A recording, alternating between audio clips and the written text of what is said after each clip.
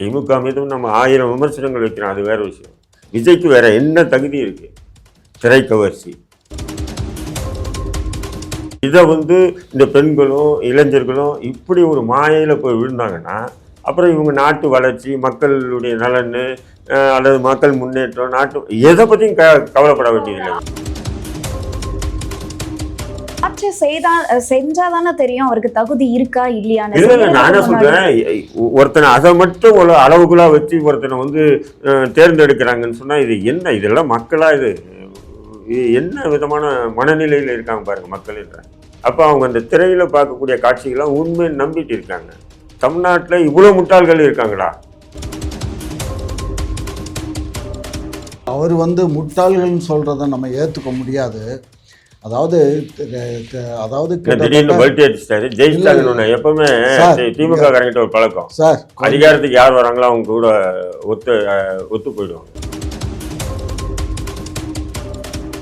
நீங்க தான் சொல்றீங்க விஜய் இப்ப நல்லவரா கெட்டவரானா மக்கள் நல்லவன் சொல்லி தீர்ப்பு அளிச்சிருக்காங்கல்ல. 108 பேர் தொகுதிகள்ல தேர்ந்தெடுத்திருக்காங்க. நான் என்ன சொல்றேன், 108 இடத்துல தேர்ந்தெடுக்கிட்டோம், 106 இடத்துல 130 இடத்துல கூட தேர்ந்தெடுக்கிட்டோம். விமர்சனங்கள் தொடரும். ரொம்ப ஓவரா பேசுறீங்க தான். என்ன திடீர்னு பல்ட்டி அடிக்கிறேன்? பல்ட்டி ஏங்க? நேற்று வெளியும் திமுக ஜிங்ஜா போட்டு இருந்தவரு இன்னைக்கு தாவேக்கா வெற்றி பெற்றோம்னா தாவேக்கா அதான் துண்டை மாத்திட்டே இருப்பாங்க பாருங்க. குக்கு செய்தி நேயர்களுக்கு வணக்கம். நான் உங்க தீபிகா. இன்னைக்கு நிகழ்ச்சியின் சிறப்பு விருந்தினர்கள் முனைவர் காமாட்சி நாயுடு அவர்கள் மற்றும் இந்திய தேசிய லீக் கட்சியின் மாநில தலைவர் தட ரஹீம் அவர்கள். இருவருக்கும் வணக்கம் சார். சார், இப்போ நீங்க தேர்தலுக்கு முன்னாடியும் சரி பின்னாடியும் சரி விஜய் அவர்களை பல்வேறு விமர்சனங்கள் பண்ணியிருக்கீங்க. ஸோ இந்த சூழல்ல விஜய் அவர்கள் தான் வின் பண்ணியிருக்கிறதா வெளியாகி இருக்கு. இது எப்படி சார் பாக்குறீங்க? இல்லை, விஜயை விமர்சனம் பண்ணியிருக்கேன். இப்போ பெரும்பான்மையான இடங்கள் பெற்று ஆட்சி அமைக்கிற சூழலில் இருக்காரு. இப்போ விமர்சனங்களை கைவிட்டுறீங்களான்னு கேட்குறேன். நிச்சயம் விமர்சனங்களை கைவிட முடியாது. அவர் வென்று இருக்கார், அதுக்காக எனது வாழ்த்துக்கள். புரியுதுங்களா? அதே நேரத்தில் அவர் மீது இருக்கக்கூடிய விமர்சனங்கள் தொடரும், இன்னும் அதிகரிக்கும். புரியுதுங்களா? ஏன்னா ஆட்சிக்கு வரும்போது பார்த்தீங்கன்னா நிறைய தவறுகள். இப்போது திமுக ஆட்சியில் இருக்கும்போது கூட திமுக ஆட்சிக்கு சம்மந்தம் இல்லாமல் ஒரு சம்பவம் நடந்தால் கூட அது திமுக ஆட்சி மீது பழியை போட்டு நாமெல்லாம் பேசுகிறோம் இல்லைங்களா? அதேமாரி விஜயுடைய ஆட்சி அமைச்சர் தொடரும் தான் சொல்றேன். 100% தொடரும், அதில் எந்த மாற்று கருத்து. அதே நேரத்தில் பார்த்தீங்கன்னு சொன்னால் நேற்று தான் ஒரு ஹிந்தி வீடியோ நேற்று காலையில் பார்த்துட்டு இருக்கேன். அதில் ஒரு டெபேட்டு. அந்த டெபேட்டில் அவர் முன்வைக்கக்கூடிய கருத்துக்களை பார்த்தீங்கன்னா ஆச்சரியமாக இருந்தது. இந்தியாவிலே பார்த்தீங்கன்னா தமிழ்நாட்டில் தான் அதிகமான கோயில்கள் இருக்குது. தமிழ்நாட்டில் அதிகமான கோவில்கள் இருக்குது. ஆனால் அதிகமான கோயில்களும் அதிகமான பக்தி உள்ள மாநிலம் தமிழ்நாடு. ஆனால் அந்த மக்கள் விவரமானவங்க, தெளிவானவங்க, கல்வி அறிவு பெற்றவங்க. அவங்க சாதாரணமான முடிவுகளை எடுக்க மாட்டாங்க. பாஜகவால் பார்த்தீங்கன்னு சொன்னால் மற்ற எல்லா மாநிலத்திலையும் அவங்க உல்டா புல்டா வேலையை செஞ்சு அவங்க ஆட்சி அதிகாரத்துக்கு வந்துட்டாங்க. ஆனால் தமிழ்நாட்டில் அவங்களால முடியல இல்லையா? பக்தி இல்லாத மாநிலம் இல்லை, கோயில்கள் இல்லாத மாநிலம், இப்படி இருந்து கூட அவங்களால ஒன்றும் பண்ண முடியல.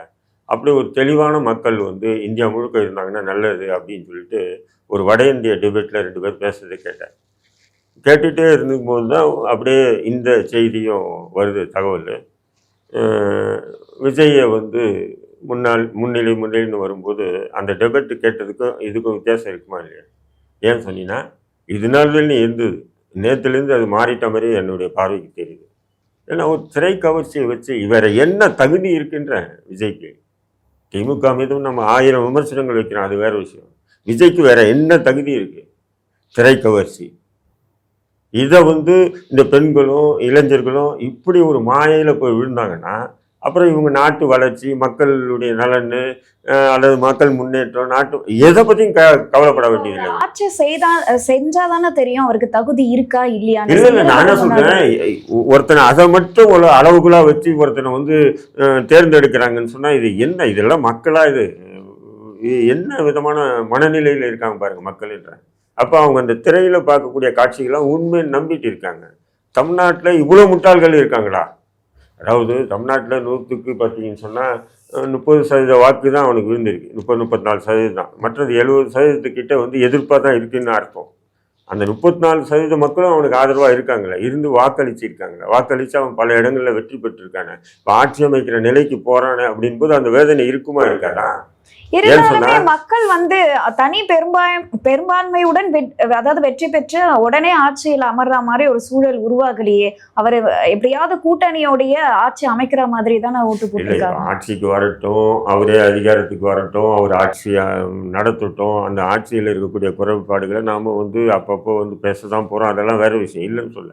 ஆனால் இந்த மக்களுடைய மனநிலை பாருங்கள். இந்த மண்ணுக்காக மக்களுக்காக தொடர்ந்து போராடக்கூடிய எத்தனை போராளி தலைவர்கள் இந்த தமிழ்நாட்டில் இருக்கும்போது அதெல்லாம் கழிச்சிட்டு இது போன்ற ஒரு கூத்தாடிகளை முன்னிலைப்படுத்தக்கூடிய ஒரு மாநிலமா தமிழ்நாடு. அதை நான் சொன்னேன் இல்லைங்களா, ஒரு ஹிந்தி வீடியோ பார்த்துட்டு இருக்கும்போது டெபேட்டில் ஒருத்தர் வாதிக்கிறார், தமிழ்நாட்டை பற்றி உயர்த்தி பேசுகிறார்.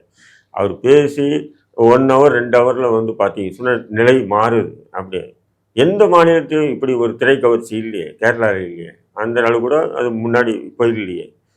இப்போ வட இந்தியாவில் எடுத்துங்க, அமிதாப் பச்சனாக இருக்கட்டும், எல்லா நடிகர்கள் சிறப்பான நடிகர்கள் யாருமே பார்த்தீங்கன்னா ஒரு தொகுதியில் நின்று ஜெயிக்கிறதுக்கு கால் ரொம்ப கஷ்டப்பட வேண்டிய நிலை இருக்கு இல்லையா. அப்போ இங்கே ஒரு மாநிலமே ஒப்படைக்கிறாங்கன்னு சொன்னால் எந்த அளவுக்கு முட்டாள்கள் அதிகரிச்சுட்டே போகிறாங்க பாருங்க. சார் இதை பற்றி நீங்கள் என்ன சார் நினைக்கிறீங்க? இல்லை, அவர் முட்டாள்கள்னு சொல்கிறத நம்ம ஏற்றுக்க முடியாது. அதாவது திடீர்னு பல்ட்டி அடிச்சிட்டாரு ஜெயிச்சிட்டாங்கன்னு எப்பவுமே திமுக காரங்கிட்ட ஒரு பழக்கம் சார். அதிகாரத்துக்கு யார் வராங்களோ அவங்க கூட ஒத்து போயிடுவாங்க. அதாவது அவர் கிடக்காருமா, அவர் என்னத்தையாவது பேசுவார். அதாவது 55 ஆண்டு காலமாக இந்த திராவிட ஆட்சி தமிழகத்தில் நடந்துச்சு.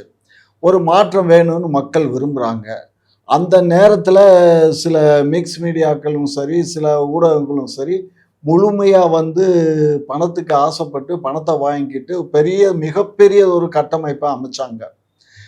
கிட்டத்தட்ட ஒரு 10-12 இடங்களில் மட்டுமே, அதுவும் 5 நிமிஷம் இல்லை 10 நிமிஷம் பேசி இதுக்கே மக்கள் வாக்களித்து அவர் இன்னைக்கு 108 தொகுதிகளில் வெற்றி பெறக்கூடிய அளவுக்கு வந்திருக்காங்க. அதை நம்ம சாதாரணமாக எடை போட இயலாது. என்னதான் மீடியாக்களில் பேசினாலும் வச்சாலும் மக்கள் தானே வாக்களிக்கணும். அந்த மக்கள் வாக்களிச்சிருக்காங்க. அதுக்கு பேசிக் என்னன்னா, அந்த சின்ன குழந்தைகள்னா அவங்களுடைய அப்பா பெற்றோர்களை மிரட்டி இருக்காங்க. நீங்க குழந்தைகளை வச்சு பிளாக்மெயில் பண்ணியிருக்காங்க. அதுதான், அது கூட ஒருத்தர் கேஸ் போட்டிருக்காரு. அதாவது என்னன்னா, குழந்தைகள் இந்த மாதிரி நீங்கள் விஜய்க்கு ஓட்டு போடலைன்னா நான் வீட்டை விட்டு வெளியில் போயிடுவேன், இல்லை தற்கொலை பண்ணிக்குவேன், இப்படியெல்லாம் கூட ஒவ்வொரு குழந்தைகள்லாம் மிரட்டினதாக எனக்கு கேள்வி. ஏற்கனவே கூட தேர்தல் நடக்கிறதுக்கு முன்னாடியே இந்த மாதிரி எல்லாம் பேசுனது தப்பு. மிரட்டலுக்காக பேரண்ட்ஸ் ஓட்டு போட்டிருப்பாங்க அப்படின்னு நினைக்கிறீங்களா? ஏன்னா இதுக்கு முன்னாடி நீங்களே பேசியிருக்கீங்க, குழந்தைங்க சொன்னாக்கா சரி போடுறப்பான்னு சொல்லிட்டு ஆனா எங்களுக்கு தான் வாக்களிப்பாங்க அப்படின்னு நீங்க சொல்லியிருந்தீங்க. அப்படி இருக்கும்போது இப்போ இப்படி பேசுறீங்களே மாத்தி? இல்ல, நான் மாத்தி பேசல. நான் என்ன சொல்றேன், அதான் அந்த மாற்றம். அதாவது குழந்தைகளும் சொல்றாங்க, 55 ஆண்டுகளா திராவிட ஆட்சியில தானே நம்ம பார்த்துட்டோம், புதுசா ஒருத்தர் வர்றாருல்ல, பிள்ளைகளும் சொல்லுது இல்ல, சரி இந்த ஒரு தடவை போட்டு பார்ப்போம். புதுசா வேல்முருகன் வரலையா, புதுசா சீமான் வரலையா, அப்படி இல்லைங்க, திரை கவர்ச்சின்னு சொல்லிட்டு போங்க. அதாவது புதுசா 3வது ஒரு அணி இவங்க 2 பேரும் சலிச்சிச்சு மக்களுக்கு அப்படின்னா இவரு சீமானுக்கு போட்டிருக்கலாம், இல்ல வேல்முருகனுக்கு போட்டிருக்கலாம். இங்க பாருங்க, சீமான் திரை கவர்ச்சின்னு சொல்லிட்டு போயிட்டே இருங்கண்ணே. திரை கவர்ச்சி மட்டும் இல்லைங்க. திரை கவர்ச்சின்னா அவர் என்ன பெரிய எம்ஜிஆர் மாதிரி ஆண் அழகனா பான அழகணும். நான் என்ன சொல்றேன், திரைப்பரபலம் இல்லைன்னு சொன்னா விஜயால ஒரு தொகுதி ஜெயிக்க முடியுமா? முடியாது. இன்னைக்கு அவர் அதிகாரத்துக்கு இப்படி இருக்காரு. குழந்தைங்களை நீங்கள் உங்கள் அங்கிளை மிரட்டுங்க, உங்கள் அப்பாவை மிரட்டுங்க, உங்கள் அம்மாவை மிரட்டுங்க, இப்படி குழந்தைகளை பிளாக்மெயில் பண்ணி எல்லாம் ஆட்சிக்கு வருது. இது ஒரு விதமான இது. அது மட்டும் இல்லாமல் இப்போ அண்ணன் சொன்னார் இல்லைங்களா, சோசியல் மீடியாவில் பார்த்தீங்கன்னா வாய்ஸ் ஆஃப் காமன் சொல்லிட்டு அவன் ஆதவ அர்ஜுனா ஒரு 500 பேர்கிட்ட வேலை செஞ்சுட்டு அதில் பெண்கள் எனக்கு புருஷனோட விஜய் தான் பிடிக்குன்னு சொல்கிறது, நான் விஜய் அண்ணாவை பார்க்க முடியல நான் அழுகிற மாதிரி சீனு, விஜய் அண்ணா ஜெயிக்கலைன்னு சொன்னால் நான் தற்கொலை பண்ணிக்குவேன் குடும்பத்தோடுன்னு சொன்னது, விஜய்க்கு ஓட்டு போடலைன்னா என் குடும்பத்தாருக்கு விஷம் வச்சுக்கணும், இதெல்லாம் ஒரு செட்டிங். அது அதாவது சைடு துணை நடிகைகள் வச்சு செட்டப் பண்ணி அது சோசியல் மீடியாவில் விட்டு ஏன்னா ஓட்டுக்கு பணம் கொடுத்து ஓட்டு வாங்குகிற காலம் மலை ஏறிச்சு. இப்போ சோசியல் மீடியாவில் ஒரு ட்ரெண்ட்டை உருவாக்குறாங்க. அந்த ட்ரெண்ட்டு இதை வாய்ஸ் ஆஃப் காமன் இன்னும் அந்த ஐடி விங்கு, அந்த விஜயுடைய ஐடி விங் திறம்பட வேலை செஞ்சுது. இது அப்போவே வந்து என்ன பண்ணிடணும், தேர்தல் ஆணையம் இது உண்மையா, எந்த பெண் இப்படி சொல்லுது, ஒரு 2 பெண்கள் மீது வழக்கு போட்டிருந்தா அந்த மாதிரி வீடியோக்களை வந்திருக்காது. திமுக அரசும் அது சாதாரணமாக விட்டது, தேர்தல் ஆணையம் சாதாரணமாக விட்டது. அதனுடைய எதிரொலி தான் இந்த விஷயம்லாம் வந்து மக்களுக்கு வந்து ஒரு எதிர்ப்பு தானே கிளம்பி இருக்கணும். என்ன இப்படி பேசிட்டு இருக்காங்க, இவங்களுக்கு என்ன அறிவு இருக்க போகுது அப்படின்னு. அப்படி இல்லை. இப்போ நீங்கள் ஒரு வீடியோ பார்க்குறீங்கன்னு சொன்னால், அப்போது இயற்கை வந்து விஜய் மேலே இவ்வளோ பேர் இதுவாக இருக்கும்போது நம்ம மட்டும் ஒரு அஃபெக்ஷனாக இருக்கிறது என்ன தவறு அப்படின்ற மனநிலைக்கு வந்தது. ஏற்கனவே அவன் ஒரு திரையில் வந்து நடித்த ஒரு நடிகர், அவனை எல்லாருமே பார்த்துருக்காங்க, பார்க்காத நபர் இல்லை இல்லைங்களா? அப்படி இருக்கும்போது இந்த மாதிரி வீடியோ பார்க்கும்போது ஆமாம் இந்த வாட்டி விஜய்க்கு போடுவோமே, என்ன தப்பு, அப்படிதான் இப்ப தோணும். எல்லாருமே வந்து விஜய்க்கு ஆதரவு தரும்போது நம்மளும் வந்து ஆதரவு அப்படி தரணும். அப்படி ஒரு ட்ரெண்ட்டை உருவாக்குனாங்க. அந்த ட்ரெண்ட் வந்து பார்த்தீங்கன்னா மோசமான ட்ரெண்ட்டு. கரூரில் 42 பேர் செத்தாங்க. செத்தது கூட இன்ன வரையிலும் வந்து அந்த இதுக்கு வந்து அவன் பாவ மன்னிப்பு தேடல. அதுக்காக ஒரு இரங்கல் கூட பெரிய அளவுக்கு செய்யல. அதை வந்து ஆளுங்கட்சி மீதும் காவல்துறை மீது பழிய போட்டு தப்பிச்சு போறக்கூடிய ஒரு நபர் தான் விஜய். எல்லாரும் சொல்றாங்க 42 பேர் செத்தாங்க, அதுக்கு தான் திமுக இந்த அளவுக்கு தோத்துதுன்றாங்க. திமுக அப்படியெல்லாம் தோக்கல. திமுகவினுடைய மக்கள் விரோத செயல்பாடுகள் மற்ற விஷயங்களுக்கு இருந்தது. 42 பேர் செத்ததுக்கு காரணம், முழு காரணம் வந்து விஜய் தான். அதில் வேற மாற்று கருத்தே இல்லை. விஜயும் அவனுடைய அந்த நிர்வாக திறமையற்ற அது நிர்வாகிகள் தான், வேற ஒன்றுமே இல்லை. 41 பேர் செத்ததுக்கு காரணம் அவங்க தான். இது நான் எங்கே வேணால் அடித்து சொல்லுவேன் நான். புரியுதுங்களா? சோசியல் மீடியாவில் எல்லா வீடியோக்களும் வந்தது. இன்றைக்கி கூட பார்த்தீங்கன்னா, நேற்று கூட திருச்சியில் வெற்றி பெற்ற அடுத்த நிமிஷமே பார்த்தீங்கன்னா வீடை எரித்து பட்டாசு வெடித்து கொளுத்துறானுங்க, ரோட்லலாம் ஓடுறானுங்க, பிகில் அடித்து ஓடுறானுங்க. ஒரு மென்டல் தனமான ஒரு மனநிலையில் எல்லாமே இருக்காங்க. இல்ல இப்ப பொதுவா ஒரு கட்சி ஜெயிக்குதுன்னா அந்த கட்சியில இருக்கிறவங்க இது பண்ணக்கூடிய ஒரு விஷயம் தானே. ஏன்னா திமுக கூட ஜெயிக்கிறதுக்கு முன்னாடி அறிவாலயத்துல வந்து பந்தெல்லாம் போட்டு கொண்டாடுறது தப்பு இல்லை. ஒரு வெற்றியை கொண்டாடுவது அது வேற விஷயம். புரியுதுங்களா? அதுக்கு வந்து மக்களை துன்புறுத்தி அதை எரிக்கிறது இதெல்லாம் என்னன்றாங்க. அதெல்லாம் சாதாரண, அதெல்லாம் கொண்டாட்டமா? அது எப்படி கொண்டாட்டமாக எடுத்துக்க முடியும்? அது வன்முறையாக தான் எடுத்துக்க முடியும். புரியுதுங்களா? அப்போ இன்றைக்கி வந்து 108 106 பேர் இருக்காங்க. ஒன்று ரிஜெக்ட் ஆனால் 105 106 எம்எல்ஏக்கள் இருக்காங்க. இன்னும் 13 14 எம்எல்ஏக்கள் கம்பல்சரி தேவை. சார் என்ன சொல்றீங்க? 107 108 ஜெயிச்சிருக்காரு, 1 ரிசைன் பண்றாரு, 107 இருக்காங்க. தேவை என்ன 11 எம்எல்ஏக்கள் தான் தேவை.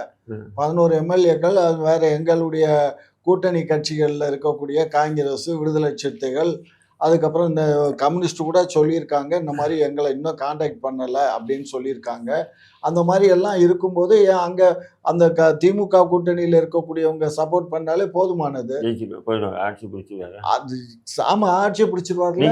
திடீர்னு இப்படி பல்ட் சார், நான் திடீர்னு பல்ட் அடிக்கல, எது நியாயமா அதை பேசுறேன். நான் வந்து இந்த பாருங்க, இல்ல நான் கேட்கிறேன், நீங்க நேத்து வரையிலும் திமுக ஆட்சி திமுக அவரோட நிலைப்பாடு என்னன்னா பாஜக எப்படியாச்சும் உள்ள வந்துடக்கூடாது, அதுக்கு இதுவே பரவாயில்லன்ற மாதிரி. நான் என்ன சொல்றேன், பாஜக வரக்கூடாதுன்னு அண்ணனாச்சும் பாஜக கட்சியில் இருந்தது.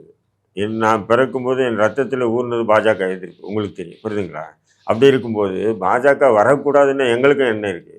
புரியுதுங்களா? அதுக்காக வந்து இந்த தற்கூரிகள்லாம் வந்து ஆட்சி அதிகாரத்துக்குள்ளே வர்றது வந்து இதை எப்படி ஏற்றுக்க முடியும் சொல்லுங்க சார். இங்கே பாருங்க, ஒரு விஷயம் புரிஞ்சுக்கோங்க. அதாவது குற்றம் செய்பவனை காட்டிலும் குற்றத்திற்கு தூண்டுபவன் தவறான நபர்னு தான் தண்டனை கொடுக்குது. சரி, இப்போ குற்றம் யார் தூண்டா? நீங்க தான் சொல்றீங்க. என்னன்னு? விஜய் வந்து இப்ப வந்து நல்லவரா கெட்டவரானா மக்கள் நல்லவன் சொல்லி தீர்ப்பு அளிச்சிருக்காங்கல்ல. 108 பேர் தொகுதிகளில் தேர்ந்தெடுத்திருக்காங்கல்ல. நான் என்ன சொல்றேன், 108 இடத்துல தேர்ந்தெடுக்கிட்டோம், 106 இடத்துல 130 இடத்துல கூட தேர்ந்தெடுக்கிட்டோம். விமர்சனங்கள் தொடரும். சார், நீங்க நீங்க வந்து அதிகாரத்துக்கே வரல. இப்போவே பார்த்தீங்கன்னு சொன்னால் உங்கள் கட்சியில் இருக்கக்கூடிய மூத்த நிர்வாகிகளே உங்கள் வீட்டு கதவுக்கு முன்னாடி போய் நிற்கிறாங்க. அவங்களே பார்க்க விருப்பம் இல்லாமல் வாட்ச்மேன் வந்து சொல்கிறாரு போயிட்டுறாங்க வெளியே. யார் நாஞ்சில் சம்பத்தெல்லாம் வெளியிருந்து அப்படியே போகிறாங்க பாருங்கள். பார்த்தீங்களா இல்லையா? அதே ஒரு நடிகை உங்க கூட நடித்த இந்த ஒரே காரணம் திரிஷா மட்டும் கதவு திறக்குது, உள்ளே போகிறாங்க, ஒரு மணி நேரம் கழிச்சு வெளியே வராங்க. இவ்வளோ தான் உங்கள்கிட்ட. ஏதோ பழமொழி ஒன்று சொல்லுவாங்கல்ல, அரசனை கூத்தாடி அரசனாக்கனா கூத்தியார மந்திரி ஆக்குவான்னு. அந்த நிலை தானே இருக்குது. புரியுதுங்களா உங்களுக்கு?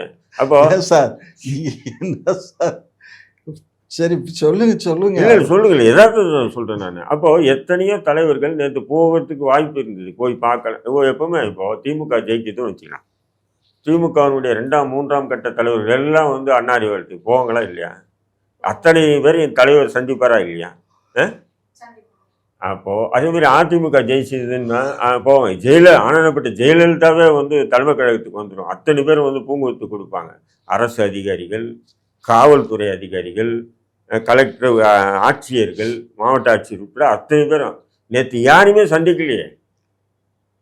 சந்திக்காததுக்கு காரணம் என்னன்னு நினைக்கிறேன்? அந்த அளவுக்கு டிஸ்டன்ஸ் மெயின்டைன் பண்றப்பலைங்க அது தப்புன்ற. நான் எப்பவுமே ஒரு ஆட்சி மாறுதுன்னு சொன்னா உடனே காவல்துறை அதிகாரிகள், கலெக்டர், அரசுனுடைய உயர் மட்டத்தில் இருக்கக்கூடிய அத்தனை அதிகாரிகள் வருஷம் கிட்ட போய் பூங்குத்து கொடுப்பாங்க. அடுத்தது அந்த அந்த மூத்த நிர்வாகிகள் போய் கொடுப்பாங்க. இப்படி அந்த மாநிலத்தில் இருக்கக்கூடிய மிக முக்கியஸ்தர்கள்லாம் போய் சந்திப்பாங்க. இதுதான் நடைமுறை. நேற்று அந்த நடைமுறைக்கு மாற்றமா இருக்கு. நாஞ்சில் சம்பத் போய் நிற்கிறாரு, எல்லா வீடியோ வந்தது. நான் அங்கே வீடியோ எடுத்து பிடிக்கல, சோசியல் மீடியாவில் ஊடகங்களில் வந்த தகவல் தான். ரொம்ப நேரம் நிற்கிறாரு. கடைசியும் ஒரு வாட்ச்மேன் என்ன சொல்கிறாரு, அது என்ன சொல்கிறாருன்னு தெரில. உனக்கு என்ன வேலை போயான்னு சொன்னாரா என்னன்னு தெரில. ஒரு நேரம் நின்றுட்டு அவர் கிளம்பிடுறாரு. கிளம்பிட்டு அவர் என்ன பண்ணுவார், சமாளித்து ஊடகங்களை பேட்டி கொடுக்குறாரு. தாவேக்கா மாபெரும் வெற்றி பெற்றுச்சு, சூரியனை அது எதுன்னு சொல்லிட்டு வேறு என்ன பண்ண முடியாது சொல்லிட்டு போகிறாரு. அதுக்கு பின்னாடியே திரிஷா வராங்க. அந்த அம்மா வந்த உடனே கதவு திறக்கப்படுது, உள்ளே போகிறாங்க. ஒரு மணி நேரம் 2 மணி நேரம் அந்த அம்மா சீன் போட்டு போகிறாங்க. அதன் பிறகு காவல்துறை அதிகாரிகள் யாருமே அலௌடு இல்லை, உள்ளவே அலௌடு இல்லை. என்ன அப்படி நீ வானத்துலேருந்து குதிச்ச தேவ தூதர், நான் கேட்குறேன் உங்கள்கிட்ட. அப்புறம் நீ என்ன பண்ண, கிளம்பி போய் உங்கள் அம்மா அப்பாவை போய் சந்திச்ச, உங்கள் அம்மா அப்பாவை ஓட்டு போட்டு தான் நீ ஜெயிச்சியா? இல்லை. மக்கள் பிரதிநிதி ஆயிட்ட பிறகு நான் இனி எல்லாரையும் சந்திச்சு தான் ஆகணும். நான் இவனை சந்திப்பேன் இவனை சந்திக்க மாட்டேன்னு சொல்ல முடியாது. நேற்று எத்தனை அதிகாரி நானே பேசுனேன், என்ன சார் போய் சந்திச்சிங்களேன்னா ஒரே சிரிப்பு.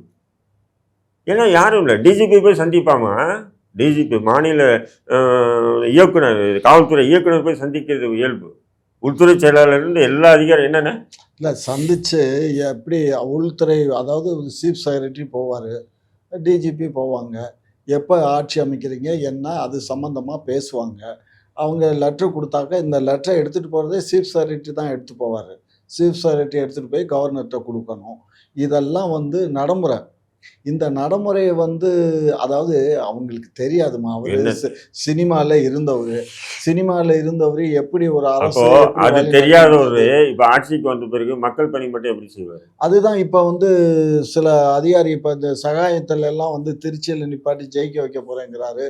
அது இன்னும் 6 மாதம் ஆகும்னு வச்சுக்கோங்க. உடனே என்ன சொல்கிறேன், நீ திருச்சியில் நிப்பாட்டி ஜெயிவே ஏதோ நான் என்ன சொல்கிறேன், அந்த முறைன்னு இருக்குது. இப்போ சட்டமன்றத்துக்கு போனால் இப்போ குறைஞ்சி பார்த்தீங்கன்னா 70க்கும் மேற்பட்ட திமுக கூட்டணி, 50க்கும் மேற்பட்ட அதிமுக கூட்டணி, மெஜாரிட்டி பார்த்தீங்கன்னா அவங்க தான் இருக்காங்க. அந்த சட்டமன்ற உறுப்பினர்கள் வைக்கக்கூடிய கேள்விகளுக்கு விஜய் பதில் சொல்ல மாட்டானா? சொல்லிதானே ஆகணும். சொல்ல மாட்டார். சொல்ல மாட்டாருன்னு சொன்னால் அப்போ வேலையே இல்லையாங்க. அவர் சொல்ல மாட்டார். அவருக்கு பக்கத்தில் இருக்கக்கூடிய மற்ற அமைச்சர்கள் பேசுவாங்க அவர் சார்பா. இவர் சட்டமன்றத்துக்கே போகணுன்னு என்ன சார் அவசியம்? 3 மாசத்துக்கு ஒரு நாள் போயிட்டு முதல்வர் போக வேண்டிய அவசியம் இல்லையா? 3 மாசத்துக்கு ஒரு தடவை போயிட்டு வர வேண்டிய, கையெழுத்து போட வேண்டியதான். நான் என்ன சொல்றேன், கையெழுத்து மட்டும் போடணும்னா அங்க சட்டமன்றத்தில் எதிர்கட்சிகள் வைக்கக்கூடிய குற்றச்சாட்டுகளுக்கு முதல்வர் இருந்தால் தான் பதில் சொல்ல முடியும். முதல்வர் இல்லாமல்லாம் சட்டமன்றம் நடக்காது. அண்ணன் சொல்ற மாதிரி முதல்வர் இல்லாமல் சட்டமன்றம் நடக்குன்னா தலை இல்லாமல் எப்படி வாகனம் ஓட்டும், டிரைவர் இல்லாமல் வாகனம் எப்படி ஓட்டும்? முதல்வர் இருக்கணும், சபாநாயகர் இருக்கணும். அப்போ வைக்கக்கூடிய குற்றச்சாட்டுகள், பிரச்சனைகள் எல்லாத்துக்கும் முதல்வர் தான் பதில் சொல்லணும். அது சில துறைகளுக்கு மட்டும்தான் துறை அமைச்சர்கள் பதில் சொல்லுவாங்க. நீங்கள் முதல்வர் நீங்கள் பதில் சொல்லி தான் ஆகணும். இதுக்கு முன்னாடி நீங்கள் அப்பா டக்கரா இருக்கலாம். இப்போது நீங்கள் அரசியலுக்கு எப்போ வந்தீங்களோ அப்போ டப்பா டக்கரா ஆகனா தான் முடியும். அப்போது இந்த நடைமுறை நேற்றுலேருந்து எந்த நடைமுறை இல்லை பாருங்கள். எப்போவுமே நீங்கள் பார்த்துருப்பீங்க, ஒரு ஆட்சி மாறுதுன்னு சொன்னால் உடனே உயர் அதிகாரிகள் எல்லாம் வரிசை கட்டு போய் பூங்குத்து கொடுத்துட்டு வாழ்த்து சொல்லுவாங்க. அதில் என்ன சொன்னால் குறிப்பாக ஆளுங்கட்சிக்கு எதிரான மனநிலை உள்ள அதிகாரிகளும் போவாங்க. அப்போ அங்கே போயிட்டு அங்கே ப்ளஸ்ஸு மைனஸு எல்லாமே சொல்லுவாங்க. அதெல்லாம் கேட்கணும். கேட்டால் தான் நாம் ஒரு அரசை எடுத்து போவோம். நீ மட்டும் பட்டன் இல்லை, திரைப்படம் இல்லை. திரைப்படத்தில் பட்டன் தட்டின உடனே திரைப்படம் ஓடும். நீ நடித்ததை இப்படி அப்படி உல்ட்டா புல்ட்டா பண்ணி மக்களை காமிச்சு கை தட்டுவாங்க. இது நிஜ வாழ்க்கை.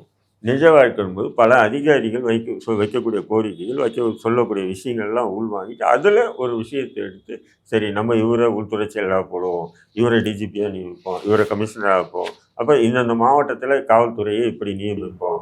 இதுதானே ஒரு நிர்வாக திறமை. வேலையே அவங்க இப்போ அவங்களுக்கு ஒரு 11 எம்எல்ஏக்கள் தேவைப்படுறாங்க. ஸோ அதை டிசைட் பண்ணதுக்கு அப்புறம் தானே யாரை இந்த மாதிரி நம்ம அமைக்கலாம் அப்படின்ற ஒரு எம்எல்ஏ டிசைட் பண்ணுறது வேற விஷயம். நீங்கள் முதல்ல எப்போவுமே ஒரு மாநிலத்தில் ஒரு கட்சி பெரும்பான்மையாக அறுதி பெரும்பான்மை ஜெயிச்சு இருக்காங்கன்னு சொன்னால் அந்த கட்சியை நேற்று போகிறாங்களே, ஆஃபீஸர்ஸ் எல்லாம் போகிறாங்களே, எல்லாம் போய் வெளியே நின்றுட்டு தான் வராங்க.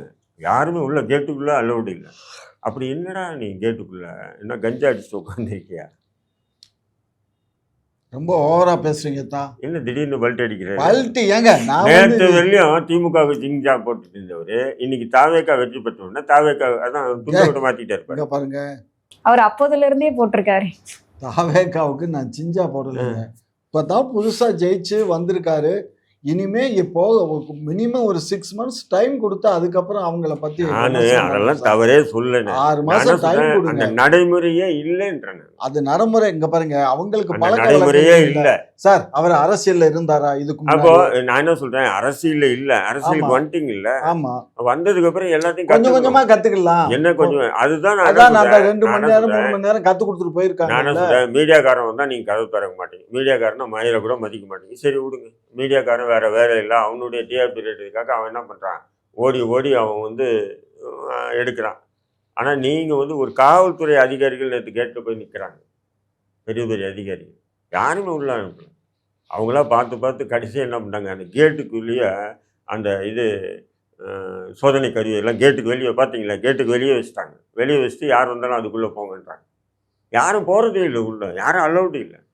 கட்சிக்காரன் அலௌடு இல்லை, கட்சியில் இருக்க மூத்த நிர்வாகிகள் அலௌடு இல்லை, திரிஷாவுக்கு மட்டும் டைரக்ட் அலௌடு. நான் திமுகங்கிறதுல மாற்று கருத்து இல்லை.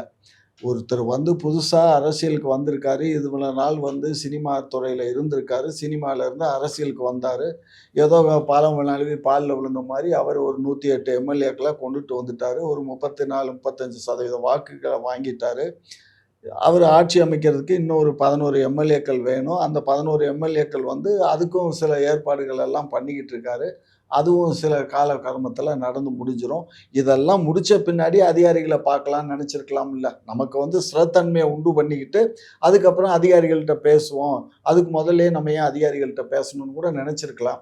ரெண்டாவது, அதிகாரிகள்லாம் பொதுவாக ஒரு டைம் ஃபிக்ஸ் பண்ணாமல் இவங்க வாட்டுக்கு போனாக்கா அதை எப்படி பண்ண முடியும்? இது மற்றவங்க ஜெயலலிதா வீட்டுக்கு போனோம்னா அந்த மாதிரி என்ன பண்ணும், ஒரு பெரிய ஆடிட்டோரியம் மாதிரி ஒரு பெரிய ஏசி ரூம் இருக்கும், எல்லாத்தையும் அதில் உட்காத்தி வச்சுக்கிறோம், வரிசையாக ஒவ்வொருத்தராக பார்த்துட்டு போவாங்க. ஆனால் இவருக்கு அந்த பழக்கம்லாம் தெரியாது இல்லை பிள்ளைக்கு. அதனால இனிமே அதை எப்படி எல்லாம் ஜெயலலிதா பண்ணாங்க, ஸ்டாலின் எப்படி பண்ணுறாரு அப்படிங்கிறலாம் தெரிஞ்சு அதுக்கப்புறம் பண்ணுவாங்க சார். அதனால நம்ம இப்பயே அவங்க மீது நீங்க என்ன நான் ஏதோ விஜய் ஆட்சிக்கு வந்தான்னு சொல்லி வெறுப்புல பேசுற இல்லை வெறுப்புல பேசணும். வெறுப்புல எல்லாம் பேசல. ஏன்னு சொன்னா இதெல்லாம் நடைமுறை என்ற இல்ல நடைமுறை இல்லைன்னு சொல்ல. நீங்க சொன்னது 100க்கு 100 நான் ஏத்துக்கிறேன். இதெல்லாம் தெரியல அப்படின்னு சொல்றீங்க. செங்கோட்டையனுக்கு தெரியாதா? அது செங்கோட்டையன் கூட சார், செங்கோட்டை இங்க பாருங்க, நீங்க இவரு நிர்மலுக்கு தெரியாதா சார்? இங்க பாருங்க, எல்லா அதிகாரிகளும் அண்ணன் சொல்ற மாதிரி டைமிங் எல்லாம் யாரும் வாங்கிட்டு போக மாட்டாங்க. யாரு அந்த அதாவது தேர்தலில் அந்த வாக்கு என்ன யார் முன்னிலையில் இருக்காங்களோ அவங்கள நாடி ஓடுவாங்க எல்லா அதிகாரிகளும். இயல்பு அதிகாரிகள் போய் பூங்குத்து கொடுத்து முதல் வாழ்த்து தெரிவிச்சுட்டு வருவாங்க. அந்த அடிப்படையில் தான் நேற்று கூட படையெடுக்கிறாங்க எல்லா அதிகாரிகளும். சரி, இவ்வளோ சொல்கிற அதெல்லாம் தெரியாதுன்னு முதல்வருக்கு உண்டான கான்வாயை கொடுத்தா மட்டும் அதை மட்டும் வாங்கிக்கிட்டேன். ஏன் அதெல்லாம் வேண்டாம்னு சொல்லி திருப்பி அனுப்ப வேண்டியதானே? ஏற்கனவே ரெக்கை கட்டி பரப்பீங்க, இதில் முதல்வருக்கு உண்டான கான்வாய் நேற்று போய் நிற்கிது, அதை மட்டும் அக்செப்ட் பண்ணிக்கிங்க. இது என்ன வகையில் நியாயம்? அப்போ அது அரசியல் உங்களுக்கு தெரியலன்னு சொன்னால் இதெல்லாம் வேண்டாம் போங்கன்னு சொல்ல வேண்டியதானே? குக்கு செய்தி நேயர்களுக்கு மிக்க நன்றி. 72,000 சப்ஸ்கிரைபர் தாண்டி போயிட்டு இருக்கோம். இதே போல தொடர்ந்து உங்களுடைய ஆதரவை அளிக்கவும். அது மட்டும் இல்லாம லைக் பண்ணுங்க, ஷேர் பண்ணுங்க, சப்ஸ்கிரைப் பண்ணுங்க, மறக்காம பெல் ஐக்கானையும் கிளிக் பண்ணிருங்க.